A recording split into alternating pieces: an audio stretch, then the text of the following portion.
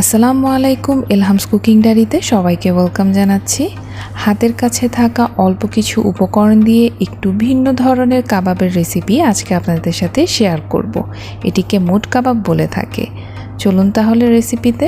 প্রথমেই কাবাব বানানোর জন্য নিয়ে নিচ্ছি 500 গ্রাম পরিমাণের গরুর মাংসের কিমা। এর মধ্যে দিয়ে দিচ্ছি 2 চা চামচ রসুন বাটা, দিয়ে দিচ্ছি 2 চা চামচ আদা বাটা, দিয়ে দিচ্ছি 1 চা চামচ জিরার গুঁড়া, হাফ চা চামচ গোলমরিচের গুঁড়া, হাফ চা চামচ দারচিনি এলাচি গুঁড়া, 4 চা চামচ সয়া সস,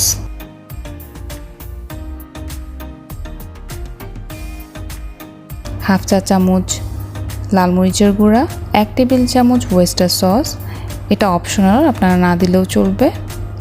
দিয়ে দিচ্ছি হাফ চা চামচের থেকে একটু কম লবণ, আর দিয়ে দিচ্ছি জয়ফল জয়ত্রী গুঁড়া হাফ চা চামচ। এখন সব উপকরণকে ভালো করে মিক্স করে এটিকে 2-3 ঘন্টার জন্য ম্যারিনেশনের জন্য রেখে দিব। আপনারা ফ্রিজে ওভারনাইটও রেখে দিতে পারেন। 3 ঘন্টার পরে এই কিমার মধ্যে এখন দিয়ে দিব একটু বড় সাইজের একটি আলু। খুব ভালোভাবে কাবাবের সাথে মিশিয়ে নিতে হবে। মূলত কাবাবের বাইন্ডিংসের জন্য আমরা আলু ব্যবহার করছি। আলুর পরিবর্তে আপনারা ব্রেডও ব্যবহার করতে পারেন। এখন এর মধ্যে দিয়ে দিচ্ছি 2 টেবিল চামচ কাঁচামরিচ, আর দিয়ে দিচ্ছি হাফ কাপ পুদিনা পাতা, আর দিচ্ছি 1 কাপ পেঁয়াজ কুচি। এখন এগুলো সব ভালো করে মিক্স করে নিব। এখনও আমার চ্যানেলকে সাবস্ক্রাইব না করে থাকলে সাবস্ক্রাইব করে বেল আইকনে ক্লিক দিয়ে রাখবেন, তাহলে নতুন রেসিপির নোটিফিকেশন আপনাদের কাছে পৌঁছে যাবে।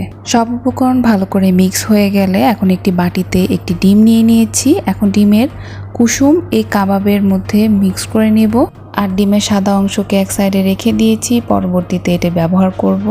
এখন পরিমাণ মতো কিমা হাতের মুঠের মধ্যে নিয়ে ঠিক এভাবে করে শেপ করে নিচ্ছি।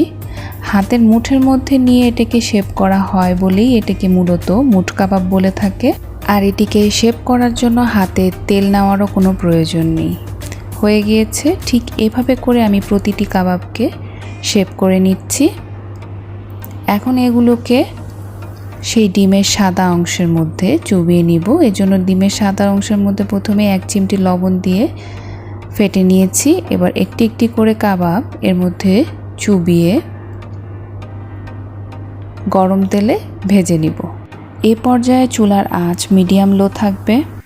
এক পিঠ ভালো করে হয়ে গেলে তখন অপর পিঠ উল্টিয়ে দিবেন। আমার টোটাল 5-6 মিনিট লেগেছে কাবাবগুলো ভাজতে।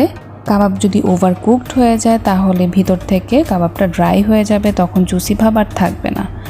এখন কাবাবগুলো সব আমি উঠিয়ে নিচ্ছি। হয়ে গেল মুট কাবাব। আশা করছি বাসায় অবশ্যই এটি ট্রাই করে দেখবেন, আর আমাকে কমেন্ট করে জানাতে ভুলবেন না। রেসিপিটি ভালো লাগলে লাইক দিবেন এবং ফ্রেন্ডস অ্যান্ড ফ্যামিলির সাথে শেয়ার করবেন। আজকের মতো বিদায় নিচ্ছি। সবাই ভালো থাকবেন। আল্লাহ হাফেজ।